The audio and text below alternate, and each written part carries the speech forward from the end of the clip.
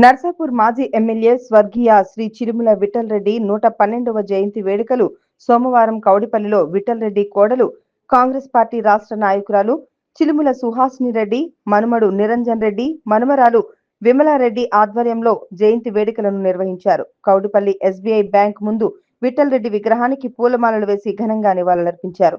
ఈ సందర్భంగా సుహాసిని రెడ్డి మాట్లాడుతూ నర్సాపూర్ నియోజకవర్గంలో 5 సార్లు ఎమ్మెల్యేగా గెలుపొంది నిరుపేదల సంక్షేమం కోసం, అభివృద్ధి కోసం కృషి చేసిన నాయకుడు స్వర్గీయ విఠల్ రెడ్డి అని ఆమె అన్నారు. ఈ కార్యక్రమంలో కౌడిపల్లి మాజీ సర్పంచ్ చిలుముల వెంకటేశ్వర్ రెడ్డి, చిలుముల దుర్గారెడ్డి, ఓబలేష్, రమేష్ గౌడ్, సిద్దిరాములు, శ్రీనివాస్, సత్యనారాయణ తదితరులు పాల్గొన్నారు.